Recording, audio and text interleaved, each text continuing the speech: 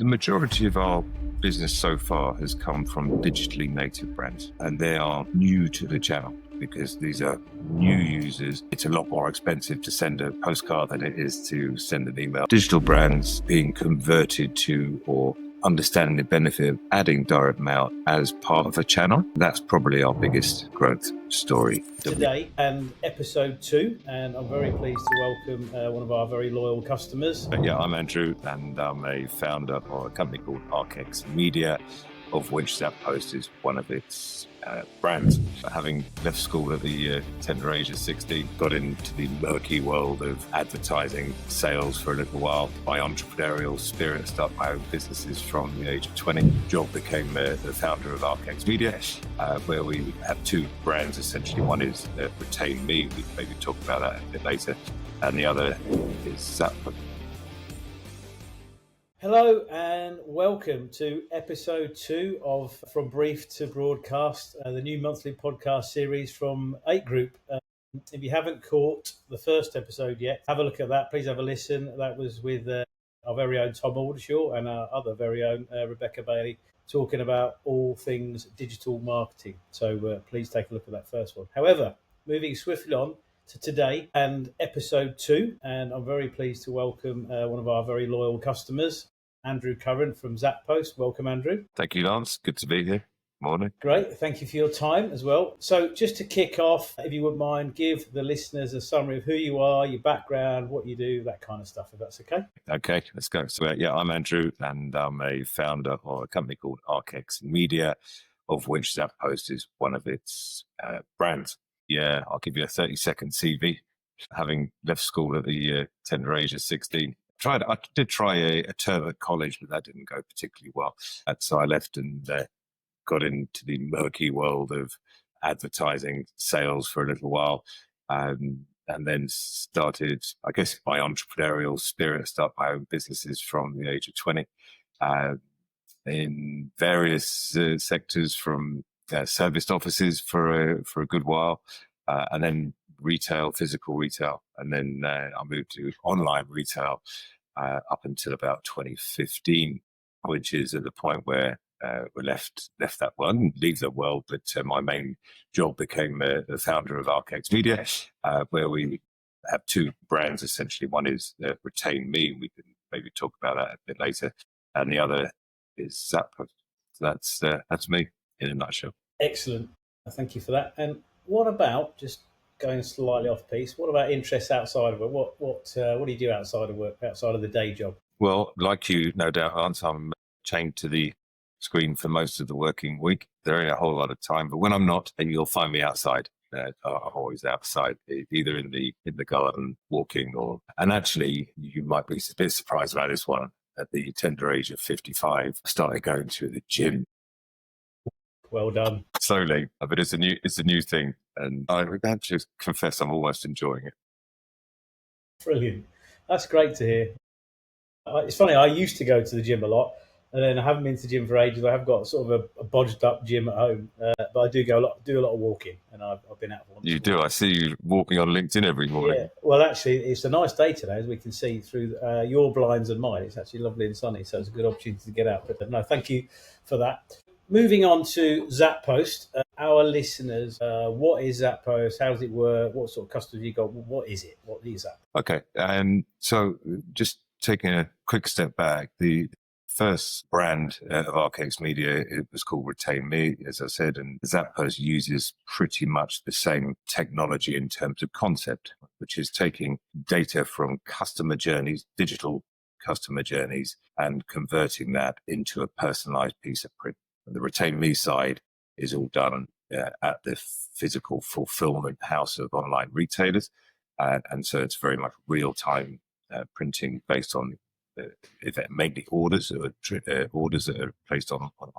So the Zap Post is a similar concept. It's taking all of that data from the digital customer journey and creating a piece of print, aka a zap, as a all-encompassing word, depending on regardless of format, I guess. So a zap is interchangeably, it's either referred to as automated direct mail or programmatic direct mail, whichever is Programmatic is more a US term, automated and more UK term, but not one of the same thing. Digital events triggering physical mail. So in the B2B world, you think of the likes of HubSpot as a CRM platform. That will be an integrated source, the original data source.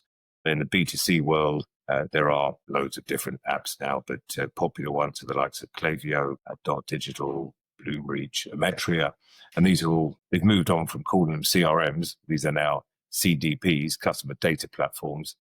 So they're both analytics and managing the whole customer journey from their first time they visited a website or a store through to actual transactions and managing that whole life cycle. And so they are effectively pre-designed journeys, and you slot in and out of various life cycles depending on your customer behavior. And those life cycles is what's triggering direct mail from Zap Post application. So it's very much, I suppose, for the uninitiated, it's very much a platform that is driving online and offline together. And it's like, I suppose you might call it desktop to desktop DM, from desktop to doormat, I guess. Yep, I think that's, I might coin that one actually. I'm sure I heard that somewhere else before. I don't think I made that one up. I can't take credit for that.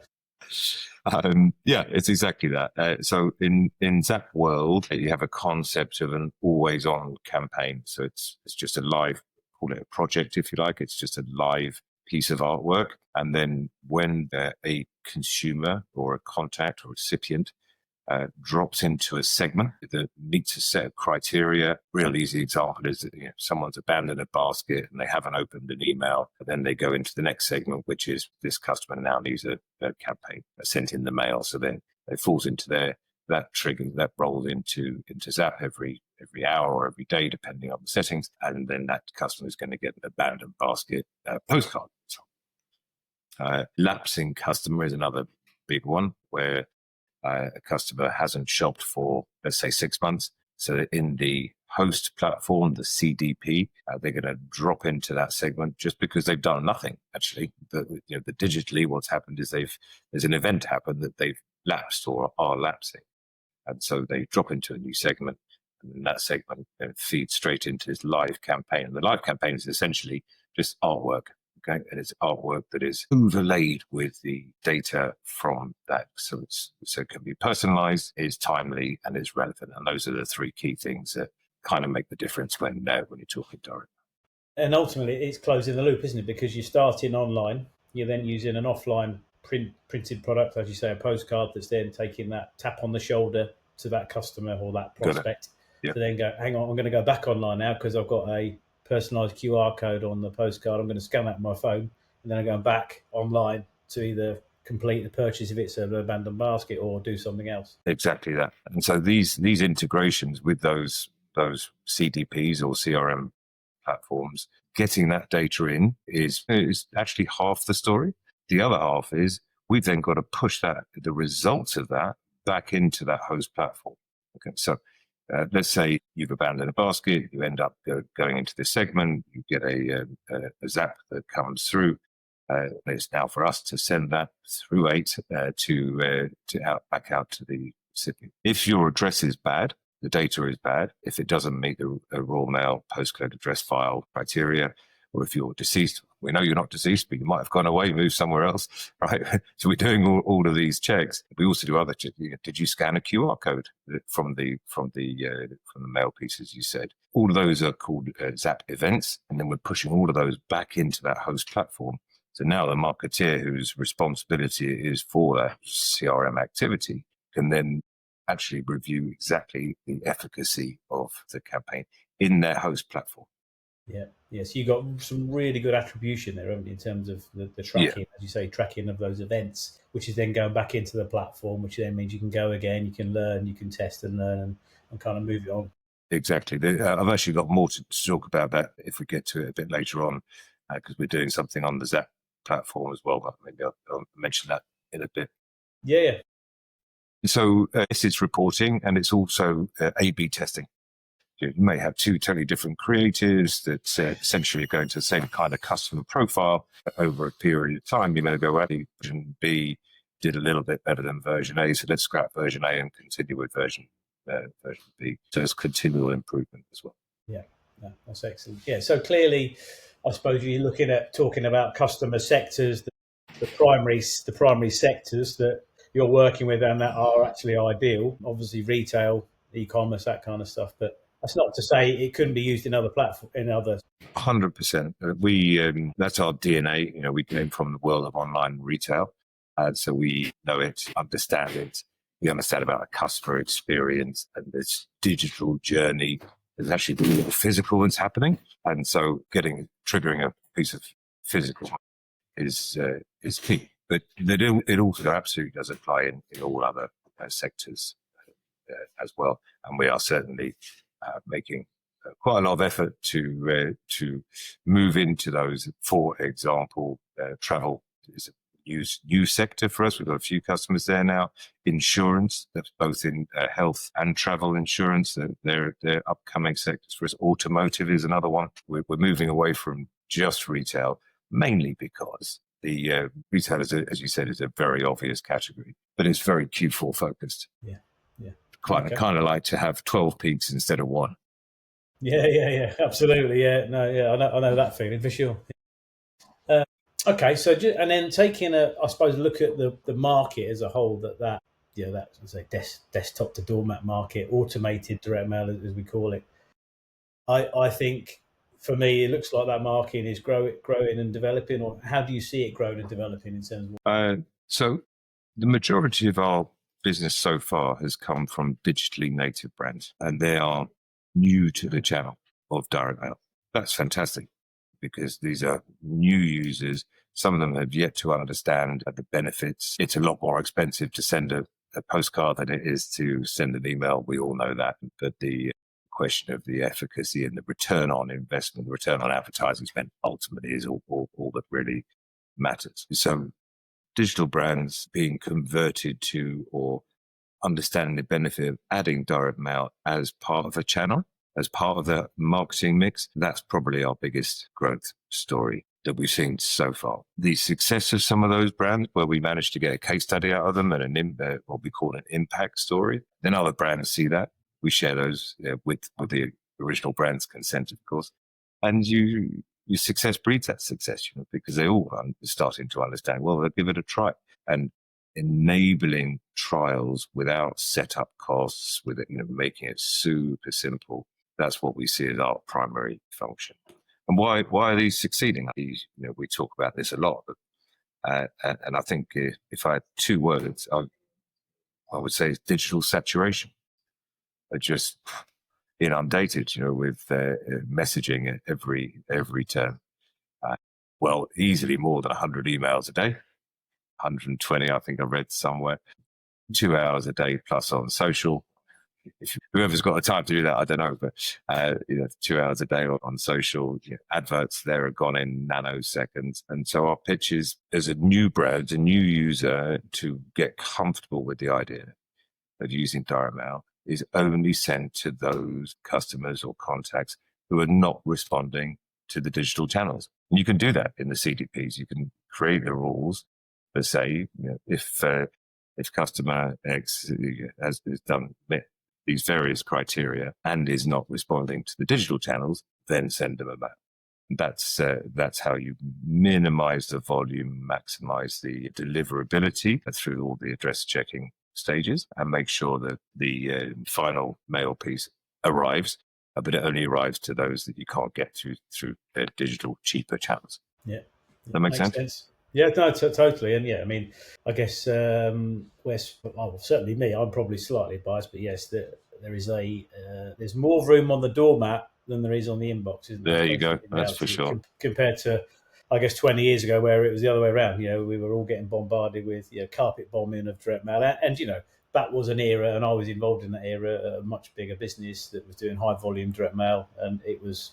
At that time, that was the route for a lot of the big acquisition mailers. The data wasn't particularly good. It was carpet bombing. Those times have gone. And I think what you're doing here and what we're doing together is obviously demonstrating a fantastic opportunity for digital, online and offline coming together. The targeting so much better. The data so much better.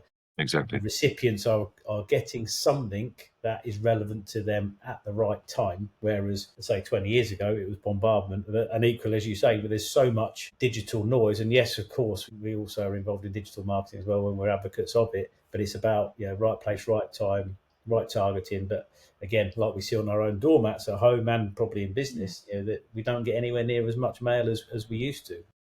So therefore, it is an opportunity, and that's why the door drop market is also growing, because there's a lot of the advertisers that send door drops are seeing opportunities there as well. So yeah, it's an interesting time. And in terms of, I suppose, linking that on, how do you see that technology? I mean, obviously you're using technology in your business massively to link the two together. But how do you see that technology has sort of changed the marketing landscape over recent years, and what do you see next in terms of maybe the AI intervention in not just in your business but generally bringing online and offline together? From a tech point of view, let's go back to the CDPs, the CRMs that I mentioned. 3 years ago, 5 years ago, certainly, if you wanted to create a pool of customers, a group of customers and identify them as those that need to have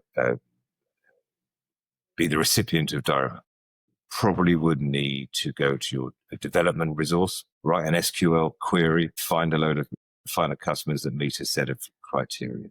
These days, you can use UIs in these CDPs to be able to create those segments, and you may not need a developer, but you still need a high degree of skill, right? You need knowledge. You need good, strong marketing knowledge and experience of that particular platform. What we're seeing now, and I see it already in HubSpot and the Metri, and I'm sure it exists in others, is a very different story. And it's a text box, a prompt, which is 5 million audience of 1,000 customers. You're just typing this in, or even speaking it into the mic. 5 million audience, 1,000 customers who haven't shopped with me in 6 months and no risk of lapsing. That's it. It's going to go away and create that. So gone are the days of needing development resource, writing SQL queries. God knows how long that's going to take. Even working it out yourself in those current UI is almost a thing of the past now. It's just using that AI. And this is not our AI. This is AI that's plugged into these CDPs and CRM. So that the real intelligence is happening there. Let's make no mistake about it. We're a Zap Post role in this is we're ingesting data, creating beautiful mail pieces, reporting on them. You're doing the printing, and everyone's happy with that output and the result is happening. So that's one thing. The other thing for me, I think AI may, and I say may because we haven't proven it yet, may benefit Zap Post users is the concept of blank canvas fear, we call it. Right? They sat down at their screen. They go, right, I need to create something to win back all of these customers to continue that example. Okay, where do I start? Maybe I'll drag a logo in and I can think, what text do I write? What kind of creative? What's the kind of right messaging? Do I need to use a discount? So when you sit down there, if you're not a seasoned professional, not a seasoned designer, and some of these small native brands, they're operating on not shoestrings, but they're operating very lean. They need all the help they can get. So whilst we provide artwork services today to clients who need it, actually it's a few prompts. So we want to bring that into the Zap platform to enable them to use prompts, whether that, and that won't be our AI either. That, like most of it, is going to be wrapping up ChatGPT or Gemini, whatever, to be able to create efficient, engaging artwork that delivers results. So that feels like a pretty good use of the technology. The last thing that we're going to do, and this in the 2026 plan at least, is to enable acquisition data to, in other words, enable our brands to use the Zap Post platform to acquire new data of lookalike audiences. And that's the sort of third part of the puzzle. And that's, yes, partly AI, but mainly that's going to be integrating with our data partners to enable that. Yeah, that makes sense. Makes sense.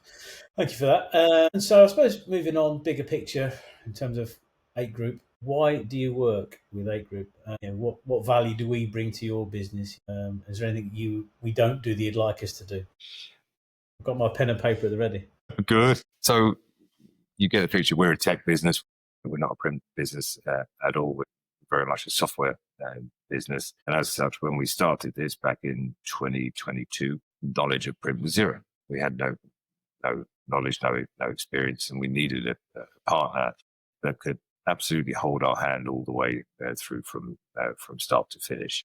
And back then, you specifically, Lance, I don't want to blow any smoke here, but you had a lot of experience both with print and with mail, and your background at Royal Mail as well has all been helpful to us, helped us understand how it works, our reasonable expectations, where I know we're always unreasonable as customers, but that's our prerogative.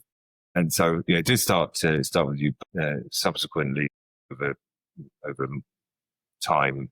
Your team, the 8 Group team that we interface with, at least I know we don't interface with everybody, but certainly Joe from an account management point of view, Karen, and you when I need it, you're always there at the end of the phone. Do you know what I mean? And it just makes all the bloody difference in the world. The fact that I can, if we've got a problem, if something is not going the happy path at our end, and we've got an emergency, we can call you, and that you'll help, or you won't help, but at least we know, and 99 times out of 100, you find a solution. No, and so that is. It might sound obvious, but it's not generally available. So when we work with other print partners, either here or depending on formats, and in the US, they're very rigid and inflexible, and so it's refreshing that we've got that kind of level of support.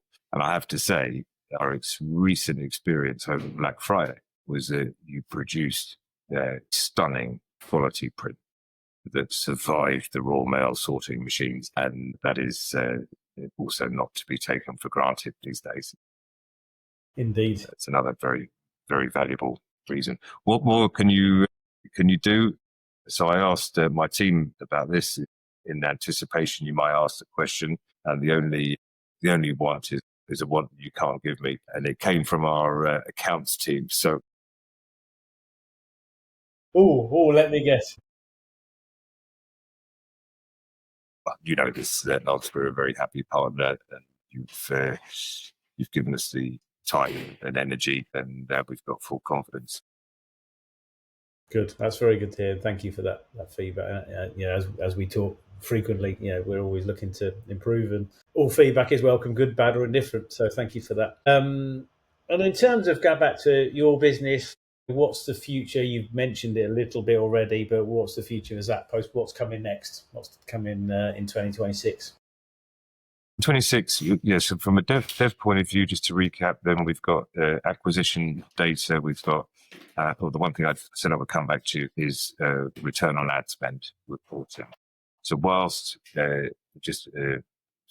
step back, so we've got the CDPs and the CRMs who are feeding those data, and then we're then pushing back the Zap events. We in turn are also pulling all of the transactional data in from those CDPs. So what that means is, and that build is happening right now, by the time this is screened, it should be truly live, is being able to, for a Zap user, to come on, create their campaign, connect it, send it out, and then report on it inside the Zap platform. So they can now see they sent out 1,000 postcards on the 1st of January. How did those 1,000 recipients react or engage? What did they spend if it's a retail business? Did they meet the goals? And you can do all of that reporting right there inside Zap, providing we've got the transactional data from the original data source. So that's massive. If you're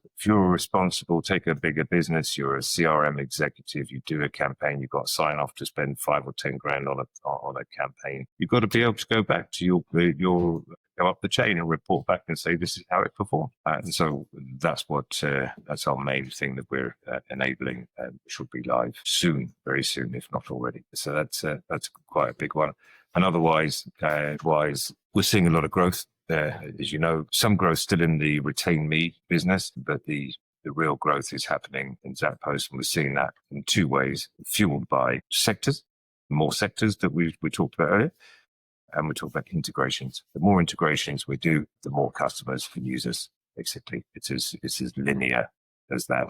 And so we select the right integrations, whether that be in the world of travel, insurance, finance, automotive, and of course more in retail. That's what will continue to fuel the growth. Excellent.